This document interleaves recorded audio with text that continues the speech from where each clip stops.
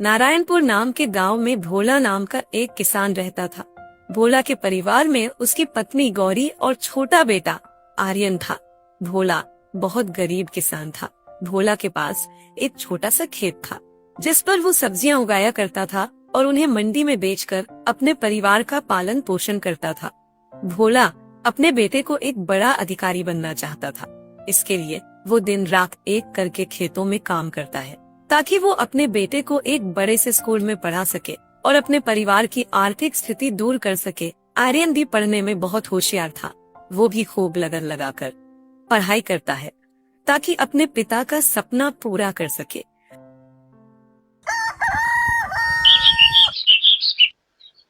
भोला खेतों पर काम करने जा रहा था। गौरी ओ गौरी, खाना अभी तक खाना तैयार हुआ कि नहीं? मुझे खेतों पर भी जाना है। हाँ जी, खाना बन गया है, बस अभी लेकर आती हूँ।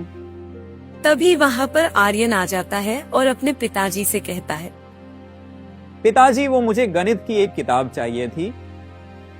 अच्छा ठीक है बेटा, ले आऊंगा। लेकिन उसकी कीमत 500 रुपए है।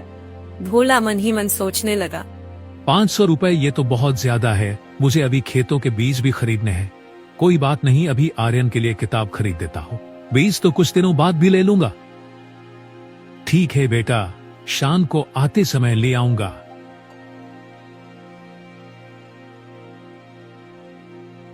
तभी गौरी भी टिफिन लेकर आ जाती है और भोला को दे देती है।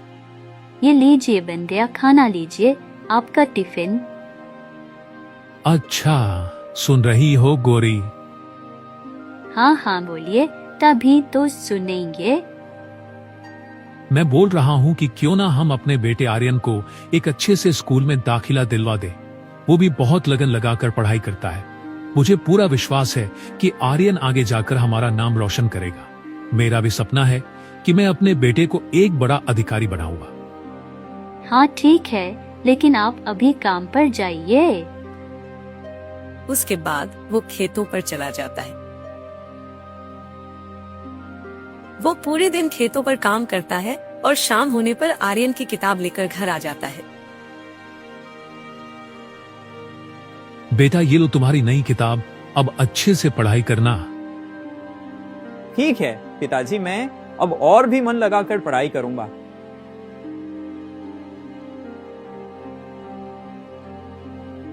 अरे आप आ गए, ठीक है, जल्दी से हाथ मुंह धो लीजिए, तब तक मैं आपके लिए कुछ बना कर लाती हूँ।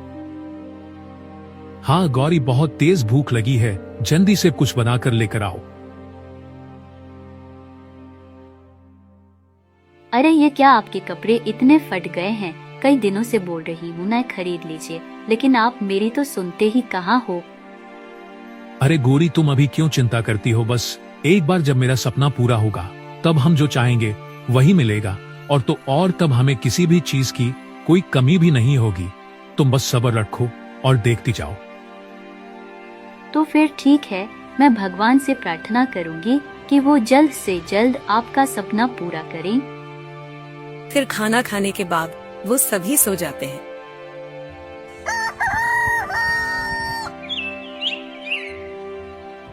सुनिए ना, वो बोल रही हूँ, घर का सारा राशन खत्म हो गया है, आप आते वक्त राशन ले आना। अच्छा ठीक है, तुम लिस्ट दे देना, मैं ले आऊंगा। धीरे धीरे समय बीतता गया और आर्यन भी अब बड़ा हो चुका था। वो अपने कॉलेज और स्कूल की यादें खत्म करके अब सरकारी नौकरी की तैयारी कर रहा था। फिर एक दिन आर्यन अपने माँ पिताजी के साथ बैठकर बातें कर रहा था। तभी उसके फोन पर फोन आ जाता है। वो जैसे कि फोन पर बात करता है तो वो चौंक जाता है। माँ पिताजी, वो मैंने पिछले महीने जहाँ इंटरव्यू दिया था ना, वही का फोन था।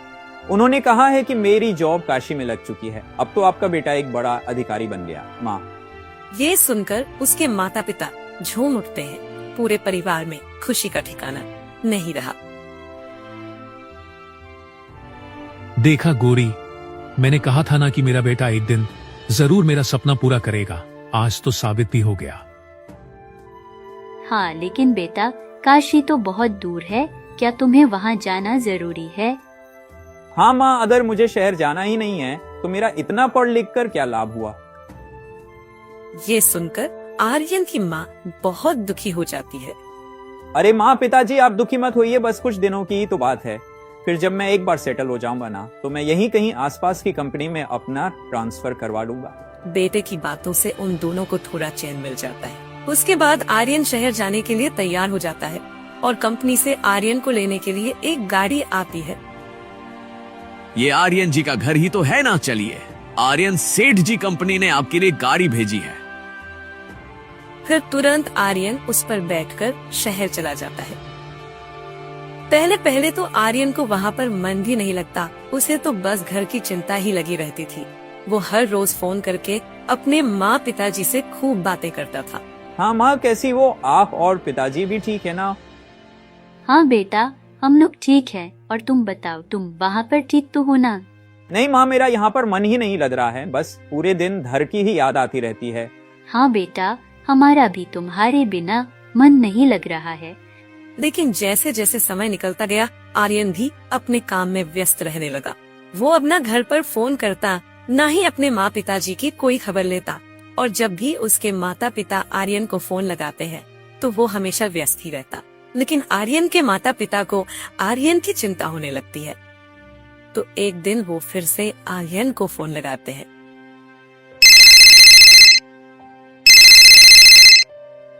लेकिन आर्यन फोन काट देता है। अरे यार, किसका फोन था? कोई नहीं, चलो सब पार्टी करने चलते हैं। हाँ हाँ, जल्दी चलो, सब पार्टी करने चलते हैं।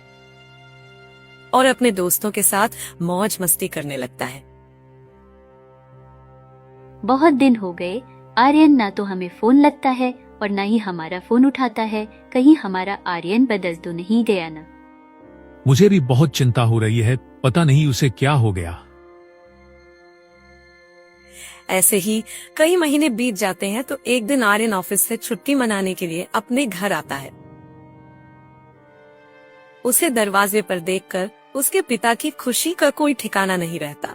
अरे बेटा, तुम इतने दिनों बाद रुको, अभी तुम्हारी माँ को बुलाता हूँ, वो बहुत खुश हो जाएंगी।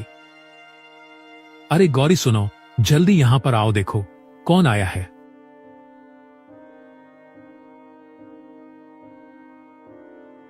गौरी जब आर्यन को देखते हैं तो वो भी बहुत खुश हो जाती है।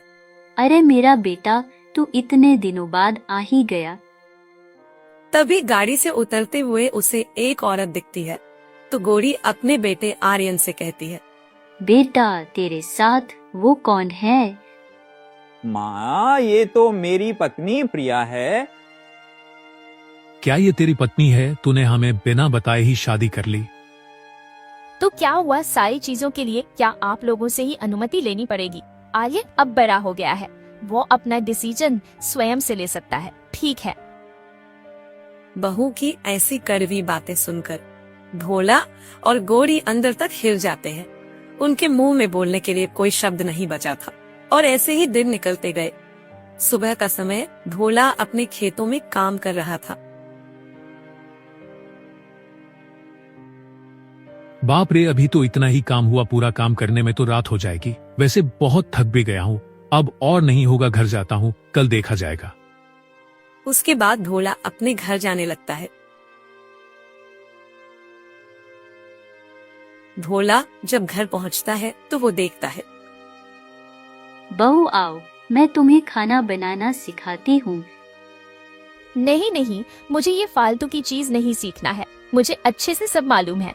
आप जैसे लोगों की हरकतें सीखने का बहाना बनाकर मुझे अपने घर की नौकरानी बना लोगी। गौरी दुखी होकर चुपचाप वहाँ से चली जाती है। और ये सब देखकर भोला भी उदास हो जाता है। वो सीधे गौरी के पास गया और गौरी से कहने लगा, गौरी, मुझे पता है कि आखिर तुम क्यों उदास हो। देखो, मेरी बात ध्यान से सुनो। चाहे वो हमें कितना ही गलत क्यों ना समझे, हमारे साथ कितना ही दुर्व्यवहार ही क्यों ना करे, लेकिन हम अपना दिल कभी नहीं दुखाएंगे, क्योंकि हम समझदार जो है। ये सुनकर गौरी के चेहरे पर थोड़ी मुस्कान आती है। हाँ, आपने बिल्कुल सही कहा। भोला फिर से काम पर जाता है और शाम तक काम खत्म करके घर लौट आता है। अब तो हर दिन बस ऐसा ही चलता रहा। भोला दिन भर खेतों में काम करता और गौरी भी घर का सारा काम अकेले ही करती है। लेकिन उनके बेटे और बहू ना ही कोई काम करते और ना ही कोई काम करते, वो तो बस खड़े खड़े सब तमाशा देखते। इतना ज्यादा काम अब इस उम्र में मुझे और नहीं होता। ऊपर से मेरे बेटे को थोड़ी शर्म नहीं आती। कम से कम अभी छुट्टी पर है, अपने बूढ़े बाप की सहायता तो कर सकता है। कैसा है मेरा बेटा? अगर वो मेरे साथ थोड़ा काम ही नहीं करवाया तो और क्या करेगा?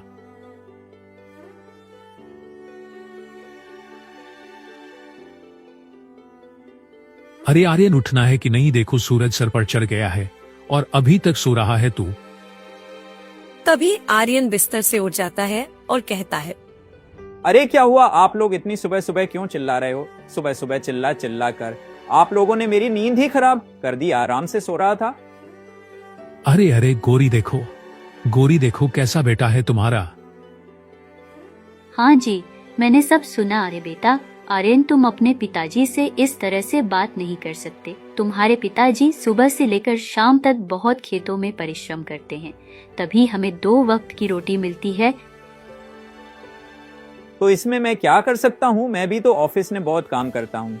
तो क्या मैंने कभी आप लोगों को बताया है?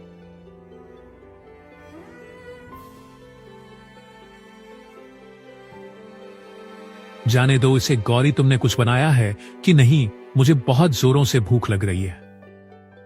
ठीक है, मैं अभी बनाकर लाती हूँ। फिर गौरी तुरंत खाना बनाकर ले आती है और सभी को खाना लगा देती है।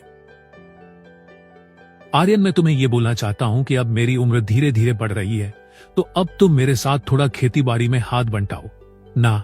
अगर तुम मेरी थोड़ी सहायता कर देते तो बहुत अच्छा होता। बेटा, करोगे ना?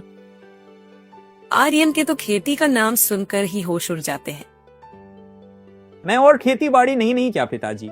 आप भी मैं इतना पढ़ा लिखा इसलिए कि मैं आपके साथ जाकर खेतों में काम करूं। बेटा आर्यन, तू ये क्या बोल रहा है? अगर कोई ज्यादा पढ़ा लिखा हो तो क्या वो खेती नहीं कर सकता है?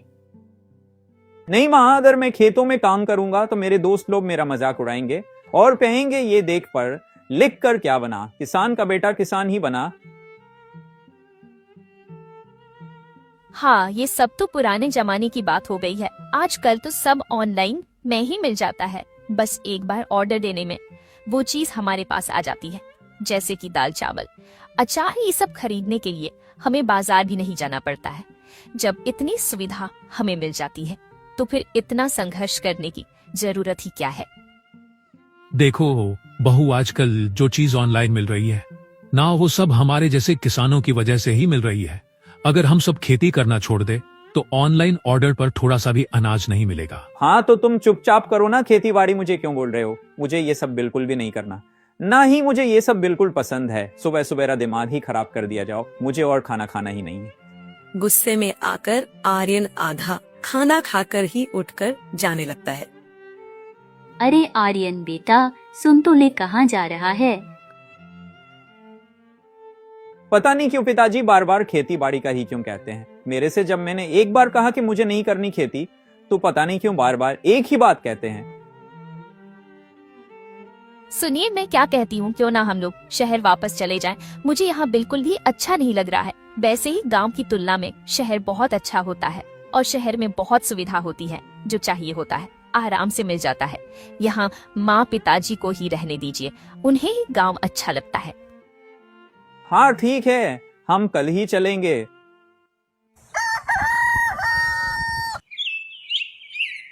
माँ पिताजी, हम लोग जा रहे हैं, आप अपना ध्यान रखना। ठीक है, मुझे तुमसे कुछ नहीं कहना है क्योंकि तुम मेरी बात कहाँ सुनोगे। मैं किसान जो हूँ।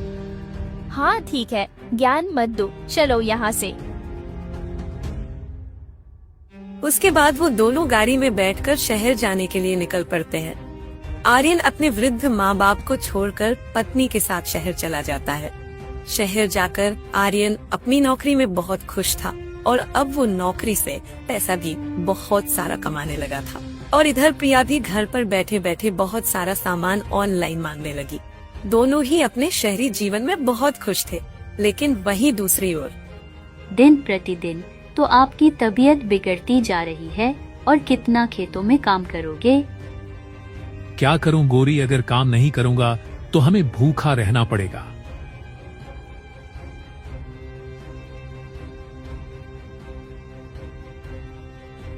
ऐसे ही कुछ महीने बीत जाते हैं और एक दिन जब आर्यन और प्रिया बैठकर बातें कर रहे थे, तभी आर्यन को एक फोन आता है। आर्यन जैसे ही फोन उठाता है वैसे ही चौंक जाता है। क्या हुआ, किसका फोन था और आप इतने चौंक क्यों गए? प्रिया, वो बॉस का फोन था। उन्होंने कहा कि वो अपनी कंपनी बंद करके विदेश जा रहे हैं, तो कल से काम पर आने की कोई जरूरत नहीं है। अरे ये क्या कह रहे हो आप? हे राम, अब हमारा क्या होगा? हम क्या खाएंगे?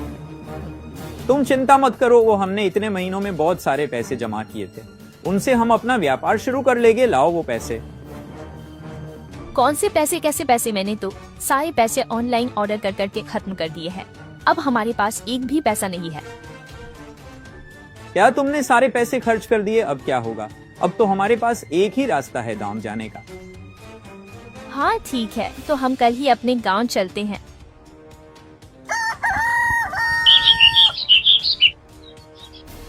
सारी फसल की कटाई हो गई क्या?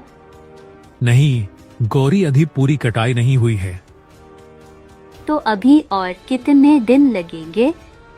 अभी कम से कम 4-5 दिन तो लग ही जाएंगे। ठीक है, जब सारी फसल की कटाई हो जाएगी तो हम उसको गोदाम में जमा कर लेंगे ताकि आगे चलकर अनाज की दिक्कत ना हो। भोला गौरी से बातें कर रहा था, तभी अचानक से दरवाजे पर आर्यन और प्रिया खड़ी होती है। ये देखकर उसके माँ बाप चौंक जाते हैं।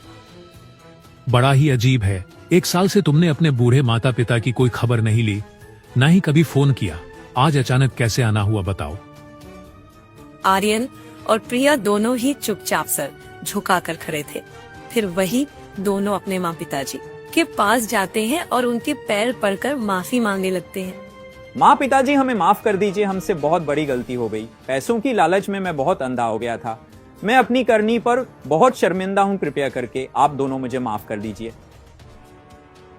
हाँ माँ पिताजी, हमने बहुत बड़ी गलती कर दी, हमें माफ कर दीजिए। अब हमें आपकी बातें समझ में आ गई है। अच्छा ठीक है, तुम दोनों को अपनी गलतियों का एहसास हुआ, यही देखकर हमें बहुत अच्छा लगा। क्यों गौरी, मैं सच कहा ना? हाँ आपने बिल्कुल सही कहा। अब हम सभी लोग मिलजुल कर रहेंगे। चलिए माँ, मुझे रसोई में ले चलिए, मैं स्वयं से खाना बनाकर सबको खिलाऊंगी। क्या सच में तुम खाना बनाओगी? चलो तो फिर जल्दी से चलो, मैं तुम्हें सब कुछ अच्छे से सिखा दूंगी। फिर उसी दिन से वो सभी लोग खुशी खुशी रहने लगते हैं।